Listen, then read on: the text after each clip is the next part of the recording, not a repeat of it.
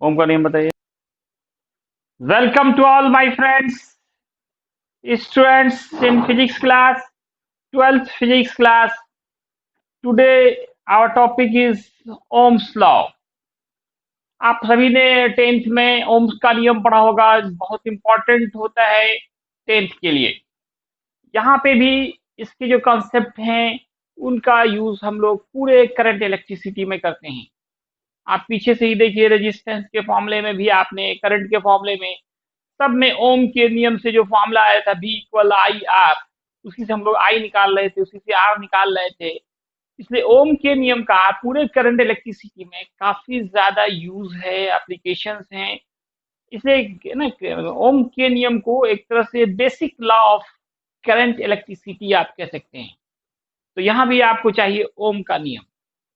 हर किसी को उम्मीद है याद होगा, क्योंकि ये 10th की बात है। आप अपने घर में भी देखते हैं कि अगर वोल्टेज बढ़ गया तो करंट भी बढ़ गया, अगर वोल्टेज बढ़ा तो करंट बढ़ा, और अगर वोल्टेज घट जाता है तो करंट घट जाता है। आप ऐसे भी देखिए, जब वाटर लेवल की बात करें, वाटर लेवल का डिफरेंस जितना ज्यादा होता है उतना पानी का जो स्पीड होता है उतना ज्यादा होता है। वाटर लेवल का जो डिफरेंस है वही एक तरह से पोटेंशियल डिफरेंस होता है। वाटर का फ्लो और करंट का फ्लो जस्ट लाइक सेम होता है। अगर वाटर लेवल सेम हो तो क्या करंट फ्लो होगा? वाटर फ्लो होगा? नहीं होगा। इसी तरह से अगर पोटेंशियल डिफरेंस नहीं हो, पोटेंशियल में डिफरेंस नहीं हो दो पॉइंट के, तब ऐसे कंडीशंस में करंट का फ्लो नहीं होगा। और जैसे जैसे ये पोटेंशियल डिफरेंस बढ़ेगा वैसे वैसे करंट भी बढ़ेगा। क्या देखिए दोस्तों, जब पोटेंशियल डिफरेंस बढ़ाएंगे आप, पानी देखिए जितना ज्यादा लेवल डिफरेंस से गिरता है उतना ज्यादा तेजी से गिरता है, उतना ज्यादा उसका स्पीड होता है। इसी तरह से जितना ज्यादा हम पोटेंशियल डिफरेंस लगाएंगे, जितना ज्यादा पोटेंशियल डिफरेंस को बढ़ाएंगे, पोटेंशियल डिफरेंस ही वोल्टेज कहलाता है। बार बार मैं एक बात बोलता हूँ, वोल्टेज हम लोग अपने लैंग्वेज में वोल्टेज बोलते हैं, वोल्टेज बढ़ गया घट गया। एक्चुअल में ये होता क्या है? Potential difference. पोटेंशियल डिफरेंस अगर आपका बढ़ेगा तो करंट भी बढ़ेगा, और पोटेंशियल डिफरेंस घट जाएगा तो करंट भी घट जाएगा। यही कहना है ओम साहब का। लेकिन इसमें कंडीशन लगा हुआ है। कंडीशन क्या है? At constant temperature. टेम्परेचर हमारा यहाँ फिक्स होना चाहिए। इसका स्टेटमेंट है at constant temperature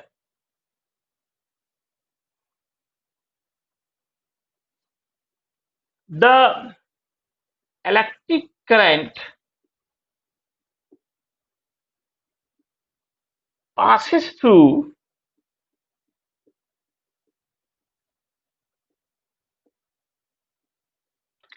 at constant temperature, the electric current passes through any conductor, ohmic conductor. Actual में सभी में ये नहीं होता है 100%, जिसमें होता है वो ओमिक कंडक्टर कहलाता है।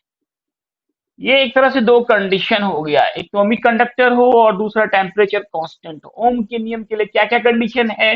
तो कहेंगे एक तो टेम्परेचर कांस्टेंट हो और वह कंडक्टर ओमिक कंडक्टर हो। जो ओम का नियम फॉलो करेगा उसी को हम ओमिक कंडक्टर कहेंगे। At constant temperature, the electric current passes through any ohmic conductor is directly proportional directly proportional to the applied potential difference. Applied potential difference.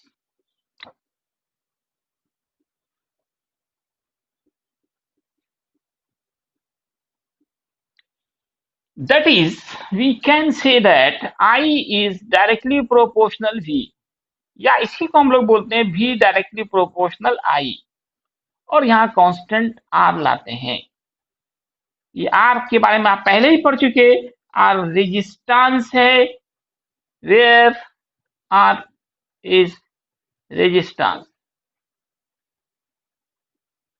और रेजिस्टेंस के बारे में पढ़ा था, ये टेम्परेचर के बढ़ने से बढ़ जाता है। ये कांस्टेंट कब होगा? जब टेम्परेचर फिक्स होगा।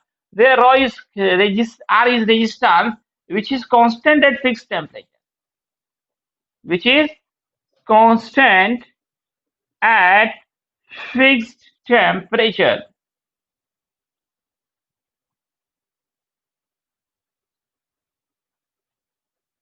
इसीलिए यहाँ भी कांस्टेंट टेम्परेचर लगा हुआ है। तो V बराबर एक बहुत ही इंपॉर्टेंट फॉर्मूला ओम साहब ने दिया, आर आई बोले या इसी को हम लोग क्या बोलते हैं, V बराबर आई आर। और इसी से हम लोग निकालते हैं आई का फॉर्मूला। आई कितना हो जाएगा दोस्तों, V बाई आर। या फिर आर निकालना हो फिर भी हम लोग ओम के नियम का ही यूज करते हैं, V बाई आई।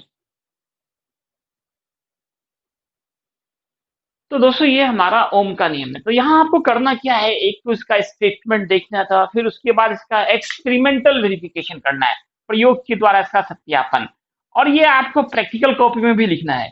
एक प्रैक्टिकल आपका ये हो जाता है ओम को नियम को लिखना, और उसका एक्सपेरिमेंट से वेरीफाई कर रहे हैं, इसलिए इसे आप अपने प्रैक्टिकल कॉपी में भी लिख सकते हैं। पहले आप इतना नोट कर लें, फिर मैं आपको इसको एक्सपेरिमेंट के द्वारा वेरीफाई करके दिखाऊंगा।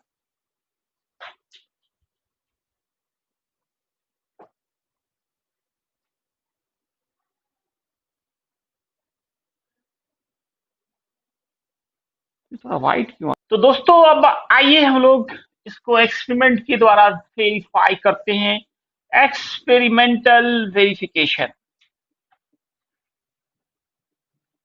ऑफ ओम्स लॉ, ओम के नियम का प्रायोगिक सत्यापन। प्रयोग के द्वारा इसको वेरीफाई करने जा रहे हैं। तो प्रयोग करने के लिए आपको एपरेटस की जरूरत होती है। तो क्या क्या एपरेटस आपको चाहिए, रिक्वायर्ड एपरेटस। इसमें आपको क्या क्या चाहिए, तो वायर चाहिए, सेल चाहिए, स्विच चाहिए, आमीटर चाहिए। आमीटर करंट नापने के लिए, और वोल्टेज नापने के लिए वोल्ट मीटर। एक हम लोग इलेक्ट्रिक बल्ब ले लेते हैं, या कोई electrical device, generally electric bulb ही लिया जाता है, ईटीसी। मेथड हमारा क्या होगा, तो हम लोग पहले एक सिंपल इलेक्ट्रिक सर्किट बनाएंगे। मैंने पिछले क्लास में सिंपल इलेक्ट्रिक सर्किट बताया था कि ammeter always arranged in series order. आप यहाँ पे बल्ब लगा सकते हैं, या बल्ब की जगह पे रेजिस्टेंस से शो किया जाता है, बल्ब के रेजिस्टेंस को। और यहाँ पे हम लोग दिखाते हैं volt meter. Volt meter always arranged in parallel. ये दो बहुत इंपॉर्टेंट ऑब्जेक्टिव हैं, इनको हमेशा याद रखें। बार बार मैं बोल रहा, रिपीट कर रहा हूँ, ammeter always arranged in series order and volt meter always arranged in parallel order. ये बल्ब की जगह पे यहाँ पे कोई भी इलेक्ट्रिकल डिवाइस लगा सकते हैं। और यहाँ पे एक हम लोग वेरिएबल रेजिस्टेंस लगा देते हैं, जिसको रियोस्टेट कहा जाता है, रियोस्टेट।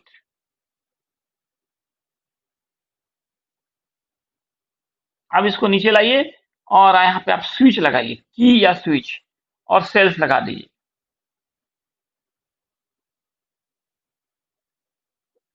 बस ये अरेंजमेंट करेंगे हम लोग। मेथड में लिखेंगे, देखिए पूरा लिखना नहीं है, आप मेथड में शॉर्टकट में भागिए। तो ये क्यों लगाए हैं, इसका भी काम आप थोड़ा समझ लीजिए। बाकी तो सब सही रहा, आप ये सेल का काम करंट होगा, स्विच ऑफ ऑन करेंगे, आमीटर से आप करंट नापेंगे, वोल्ट मीटर से आप पोटेंशियल डिफरेंस मेजर करेंगे। आर यहाँ पे इलेक्ट्रिकल डिवाइस होगा, मतलब यहाँ जैसे इलेक्ट्रिक बल्ब है तो वो होगा। ये आर एच क्या है, देखिए हम लोगों को अलग अलग वैल्यू चाहिए पोटेंशियल का और करंट का, एक से नहीं होगा। दो तीन मान कम से कम चाहिए, कम से कम तीन मान आदमी करना चाहिए, एक्सपेरिमेंट जब भी करे कम से कम तीन वैल्यू निकाले। तो इसके लिए हम लोगों को डिफरेंट वैल्यू वी और आई का चाहिए। तो बिना सेल बदले अगर हम वी और आई को बदलना चाहें, तो इसके लिए यहाँ पे रेजिस्टेंस के मान को बदल देते हैं। ये तार आपका फ्लेक्सिबल है, ये इधर भी जा सकता है और इधर भी जा सकता है। अब देखिए इधर अगर हम ले जाते हैं तो इसका लेंथ घट जाएगा, और आपने क्या पढ़ा, लेंथ घटेगा रेजिस्टेंस घटेगा। इधर ले जाएंगे, लेंथ बढ़ेगा, लेंथ बढ़ेगा तो रेजिस्टेंस बढ़ जाएगा। तो जिससे बिना सेल बदले आपका डिफरेंट वैल्यूज ऑफ करंट, मतलब आई और भी हम लोग ले सकते हैं। तो मेथड में पूरा हम लोग नहीं लिखते हैं, सिर्फ लिखते हैं arrange all the apparatus apparatus as shown as in figure. Arrange कर देंगे। अब हम लोग वर्किंग मेथड में क्या लिखेंगे, इसी में कर देते हैं। सबको अरेंज किया, उसके बाद क्या करेंगे, सबको अरेंज करने के बाद then on the switch, on the switch, switch को ऑन करेंगे। ये वाला स्विच है हमारा, इसको सटा देंगे तो ऑन हो जाएगा। On the switch and find out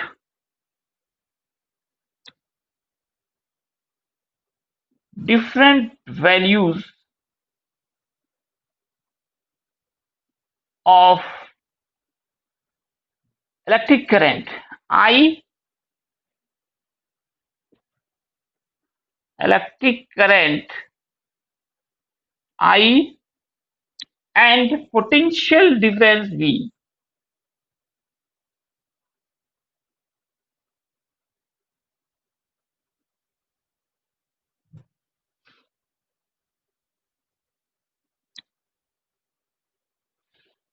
तो क्या करेंगे, स्विच को ऑन करेंगे, आमीटर से आप करंट मेजर करेंगे और इससे पोटेंशियल डिफरेंस मतलब V, अलग अलग वैल्यू कैसे निकालेंगे, यहाँ पे आपको एडजस्ट करना पड़ेगा, रियोस्टेट को एडजस्ट करके अलग अलग वैल्यू, कम से कम आप एक्सपेरिमेंट करें तो 3 वैल्यू निकालें, I का और V का। तो दोस्तों पहले इतना आप नोट कर लें।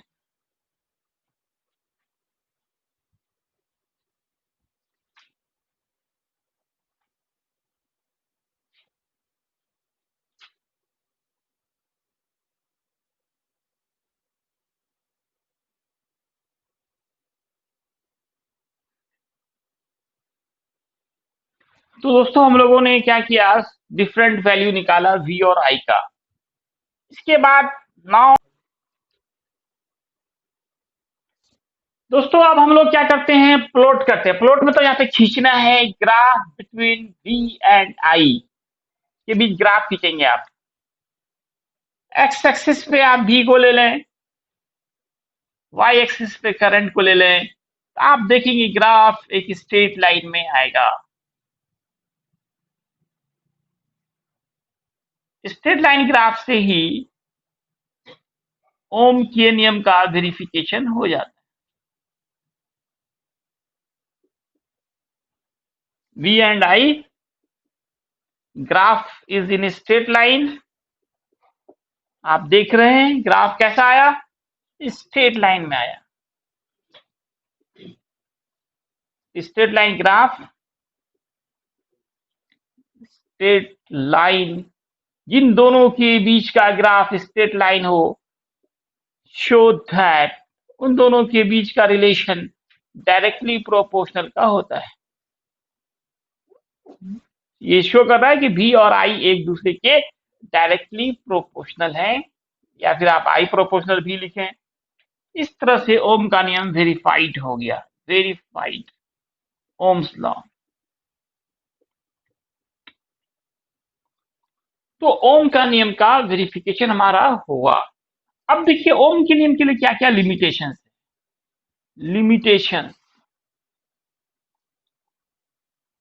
Limitations of Ohm's law, Ohm के नियम की सीमाएं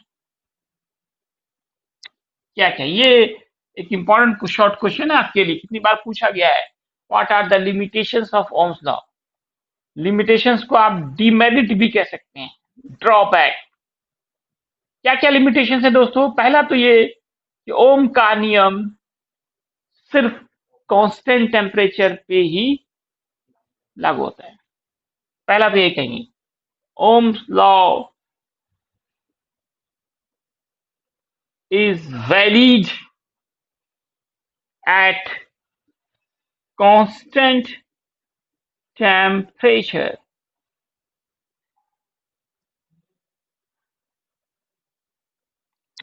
दूसरा, सभी कंडक्टर जो होते हैं वो ओम के नियम का पालन नहीं करते हैं। Ohms law is valid only for ohmic conductor. Ohm's law is valid for only ohmic conductors.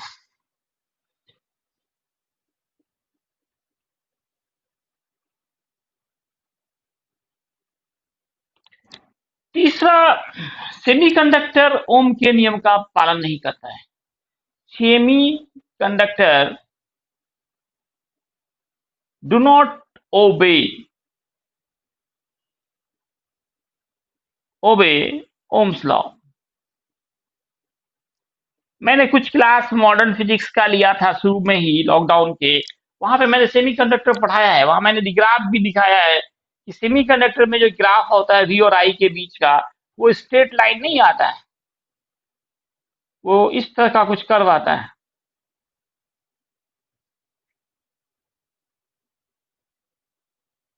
Straight line नहीं आ पाता है। जब तक स्ट्रेट लाइन नहीं है तो ओम का नियम सही नहीं है। इस सेमीकंडक्टर में वी और आई के बीच का ग्राफ पाया गया है, एक कर्व लाइन होता है, स्ट्रेट लाइन नहीं होता है। इससे ये पता चल रहा है कि जो सेमीकंडक्टर्स होते हैं वह ओम के नियम का पालन नहीं करते हैं। इसी तरह से जो एलॉय होते हैं, एलॉय एलॉय मतलब मिश्र धातु, एलॉयज भी ओबे नहीं करते, do not obey Ohm's law. कुछ ऐसे भी एलॉय है जिसके लिए उल्टा ही होता है कभी कभी, कि वोल्टेज बढ़ाए और करंट घट भी जाता है। जबकि ओम का नियम क्या है कि जब जब वोल्टेज बढ़ेगा तब तब करंट बढ़ेगा। इसलिए ओम का नियम सभी जगह लागू नहीं होते हैं। क्यों नहीं होते? देखिए, सबसे पहला रीजन तो यही है कि जैसे ही आप करंट देना शुरू करेंगे, है ना, तो हीट प्रोड्यूस हो जाएगा।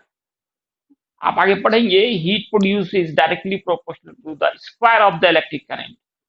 तो जैसे ही करंट हमारा बढ़ना शुरू होगा, हीट भी बढ़ना शुरू हो जाएगा, और जैसे हीट बढ़ना शुरू होगा, रेजिस्टेंस बढ़ना शुरू हो जाएगा। तो जिससे ओम का नियम वहां पे फेल हो जाता है। तो हर जगह ओम का नियम 100% लागू नहीं होता। ऐसे भी कोई भी प्रिंसिपल वो 100% सही नहीं होता है। इस तरह से भी ओम का नियम भी, है ना, हर एक ऑब्जेक्ट के लिए सही हो ऐसा नहीं है। कुछ ही कंडक्टर्स के लिए सही होते हैं, जिसका नाम है ओमिक कंडक्टर। अगर कोई पूछे ओमिक कंडक्टर क्या है, एक conductor which obey Ohm's law is called ohmic conductor. तो दोस्तों, आप इसे अच्छे से नोट करें, लिमिटेशंस पे खासकर ध्यान दें। उम्मीद है आप अच्छे से पढ़ रहे होंगे, खूब मन लगा कर पढ़ें। बहुत वक्त कम बचा है ना, पूरी तैयारी करें। धन्यवाद।